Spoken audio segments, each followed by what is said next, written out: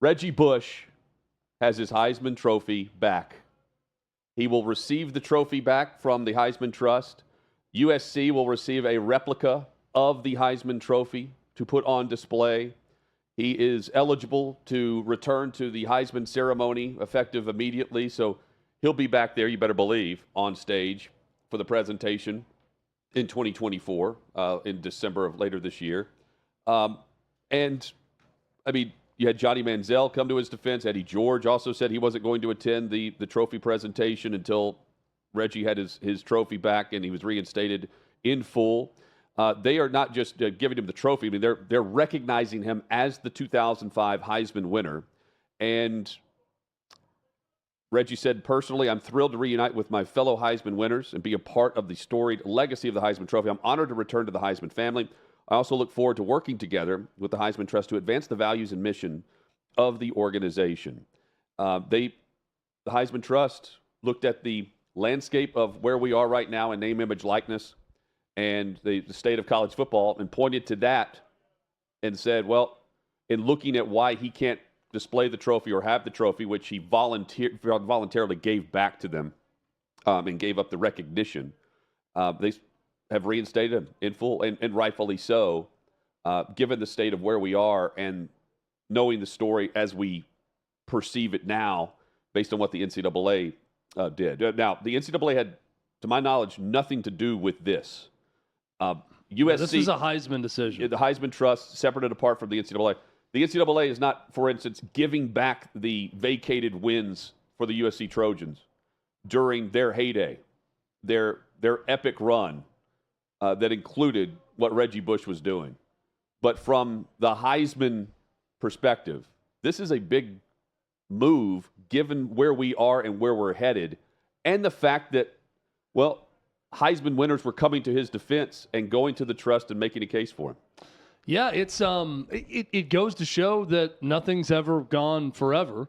And I thought the Heisman Trust was reaching when they took it from him to begin with, and now they decide to give it to him back. I've brought this up before. I could see a day where the Cleveland Indians name comes back. I could see a day where the Washington Redskins name comes back. Nothing's ever gone forever. Things change. Tastes change. People change. The culture changes. And things can be reversed, washed away, or renewed based on the times that we're in. It does strike me as interesting, though, that if you start to play this game from an NCAA perspective, because Reggie Bush at the time, he was violating NCAA rules, and that's why the Heisman Trust came in and took the trophy away. But now that all of this stuff is legal with name, image, and likeness, do you go back and reinstate everybody's wins that were vacated for any type of impropriety when it comes to paying players at any point along the way? I mean, do records change that way at some point? I don't think they should. Well, what the Heisman, nor will they, nor do I really care. What the Heisman Trust has done, though, they were the reason why they vacated, and they said they wouldn't give it back unless the NCAA reinstated his season. But all of his stats were vacated as well, all the numbers. So they've done this retroactively without the NCAA doing this. They're also saying that, well, that happened, and the quote about the fundamental changes in college athletics, which rules that have allowed student-athlete compensation to become an accepted practice and appears here to stay. What's not accepted from the NCAA viewpoint is pay for play currently. And he received a $10,000 loan, which that came from a marketing firm, which in the time hoped that he would go to USC. Of course, he did. That would be pay for play, and he was supposed to pay it back. Didn't have to. But in terms of like the $10,000 compared to the money we're knowing and seeing now, that's pocket change. So some of these NIL deals. Yeah. But Chad, the pay for play argument that the NCAA is going to point to in this new era that we're going into for the super conference or whatever we want to call it, that's clearly what the Heisman Trust is looking at. And in the quote I read, fundamental changes and student-athlete compensation to become an accepted practice that appears here to stay. I think they're pointing to more than just, this is more than Dion and his son in a commercial that is name, image, likeness. This is going to be under a new rule and law and commissioner, quote unquote, that will be structuring something that everyone will be under moving forward. Because right now there is no structure. It's wide open. And what does the trust do if the NCAA were to, say, pay for play for a player that was in line to win the Heisman? I mean, what they've done is said they'll ignore it. And, I mean, quite frankly, they should, given how the NCAA lacks real authority to punish until 5 or 6 years down the road. And you vacate it again. You don't want to set that precedent, especially going into what we're about to see. No, and this is right. Yeah. OJ had his taken away, right? His Heisman. I'm good with that. And he had stolen, too. Yeah. And then didn't he try to steal it back? He tried to. Went to jail? Tried to. I'm good with that. I think anyone that is guilty of something by either past NCAA rules or current NCAA rules that most of us acknowledge everyone is breaking at some point along the way, I wouldn't wade into those waters ever again if I were the Heisman Trust. If a Heisman Trophy winner murders 2 people, though, go ahead and take that trophy away. I'm good with that decision. So Johnny Manziel tweeted out, "Thank you to the Heisman Trophy at Heisman Trust for doing what's right and welcoming a storied member of our history back into the fold. There were many voices throughout this process that stood on the table for Reggie simply because of the kind of human being he is. I look forward to being on – I'm clicking here for more. I look forward to being on that stage with you this December at Reggie Bush. You deserve it." That's great. Good. And the reaction that he's going to receive, the coverage he's going to receive.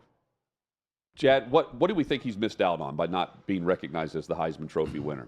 Commercials, being in the Heisman house commercials, maybe? Yeah, I mean, I'm sure maybe some sponsorship opportunities, but it's not. I mean, he's on TV, been on TV. I don't know that he's missed out on a ton. But now he gets to reclaim his rightful place as someone up on stage when they announce the new winner. What do you think the NCAA reaction was when they saw this? Because I don't get the sense that there was any communication. There's nothing reporting that between the Heisman Trust and the NCAA. The NCAA is dumb enough to care. Yes, they are. And be petty about it.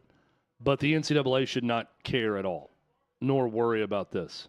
This should be one of the smallest things on their radar right now. It should be, but they're worried about, I think of this and I think of the, Jim Tressel tattoo gate. Yeah. That's the stuff that they're pointing to, or what happened this past offseason with Tennessee. Wasn't Terrell Pryor a part of tattoo gate on that?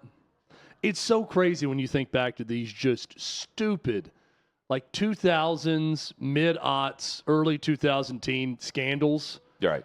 Like the Johnny Manziel thing from the documentary about the autographs that he was getting paid for.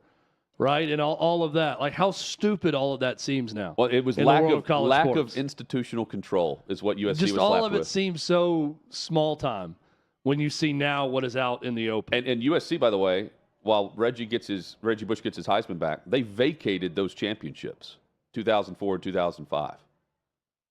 Those have not been reinstated. Well, they should be. Well, they should be. I'm saying they should fly the flag. They should fly the flag. That's where I go to and all right, now what's next? 2-year postseason ban after that, too. Now none of this stuff is illegal. It's been overruled by the Supreme Court.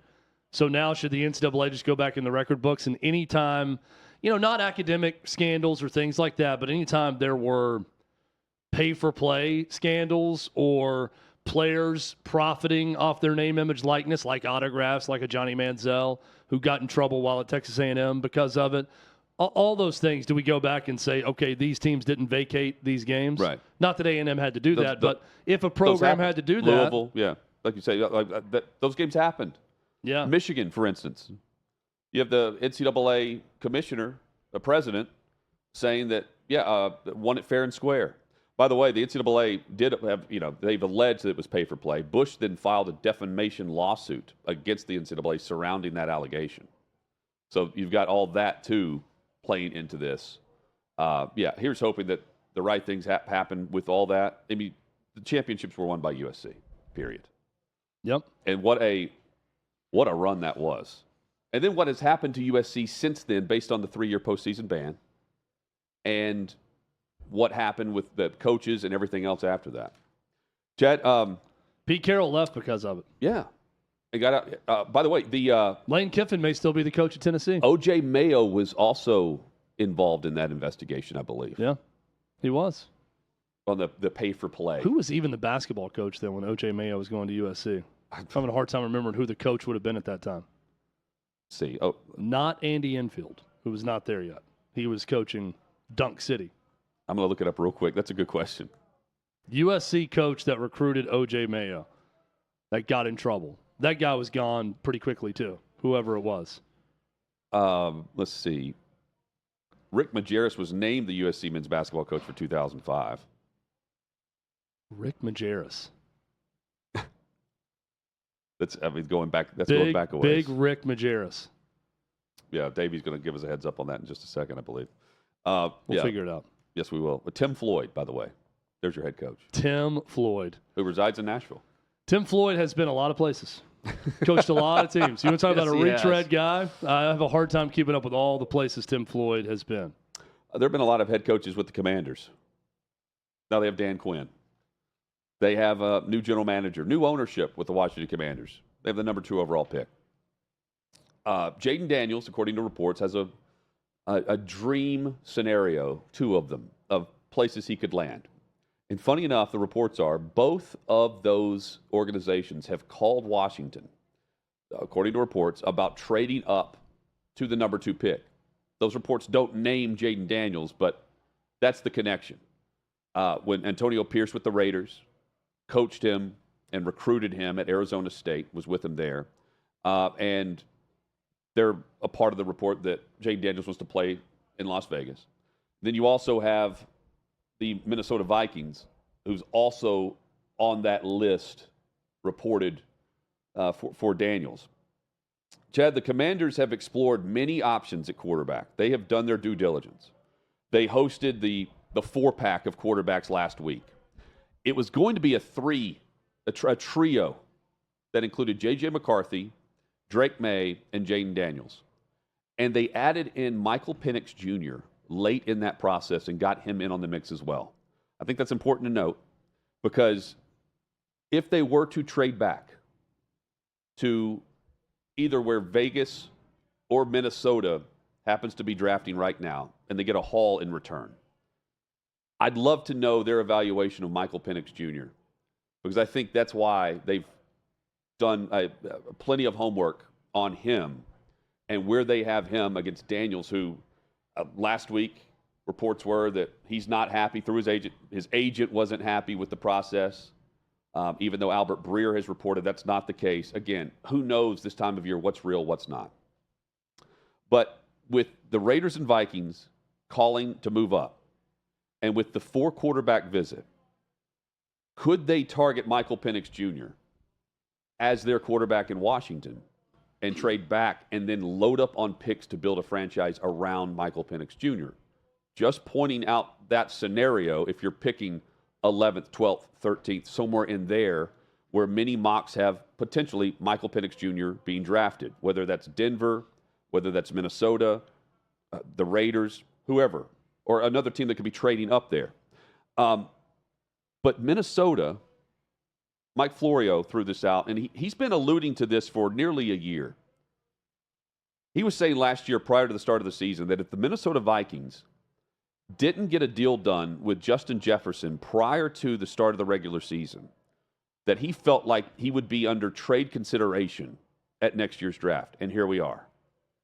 If you look at the salaries among wide receivers going into the 2024 season, right now, you've got Justin Jefferson scheduled to make $19 million, which is a lot, right? But not when you consider that Michael Pittman Jr. is under the franchise tag for $28 million. And the best wide receiver in the NFL, Chad, I don't know if you agree, it's Justin Jefferson. Yeah. He's the man. He should be paid like that. And he's going to be, whether that's in Minnesota or somewhere else. Is he tradable? Yes. Would I trade him? Hell no. I would invest in him. But the Vikings haven't done that yet. They haven't gone all in with their best player. And that's what makes this it's plausible to me. Now, a deal can get done right before the draft. Trades can be negotiated right before the draft, too. See Titans, Eagles, A.J. Brown. But if you throw Justin Jefferson into the mix of a trade that Washington could receive, there's no report that they've actually offered this, but could receive in return for the number 2 overall pick, you make that deal, don't you? Yes. You make that deal immediately. They haven't done that, and the trade, the draft is coming up in a little over 24 hours. But this is when the talks really pick up. And if Jefferson's offered, the Vikings are about to trade away Justin Jefferson and future first-round picks to move up to draft Jaden Daniels. Man, that's putting everything behind the quarterback and not your star wide receiver, with the quarterback on a rookie contract where you can pay the star wideout big time, top dollar, and help your rookie out. I don't know how they trade him. I'm not saying I think they will. They shouldn't. But wouldn't you have him under contract already? I would. And they haven't done that. Yeah, and going back to the Commanders part of this, we're going to have David Shaw, former Stanford head coach, on later in the show. I'm going to ask him about Michael Penix Jr. and how he ranks compared to those other 4-pack of quarterbacks that are all expected to go top 5, top 7 overall. I think he compares favorably to those guys. So if you're Washington and you can trade back and get a haul in return and get more picks, or get a player like a Justin Jefferson and draft Michael Penix Jr. and all of that, that is a huge win to me. Sign me up for that scenario right now if I'm a Washington fan. So I'll ask Coach Shaw about what he thinks with Michael Penix Jr., but that is an interesting scenario for that team. And, I mean, what happens if the Washington Commanders go with Drake May? And you end up in a spot where the New England Patriots have Jaden Daniels or another offer similar to this, with teams clamoring to move up. Coming up, Clay Travis joins us, president of OutKick, just around the corner, and our co-host. Or tomorrow we're just kicking back like we're at the bar with friends, right? Just our buddy. Like our normal Tomorrow hangout. he's just our buddy. He's going to be your buddy too. He's everyone's buddy. We'll be your buddy tomorrow, and I'll be in the chat. Maybe Clay will be in the chat. The NFL Draft Watch Party coming up tomorrow evening, 8 p.m. Clay's coming up next here on Hot Mic.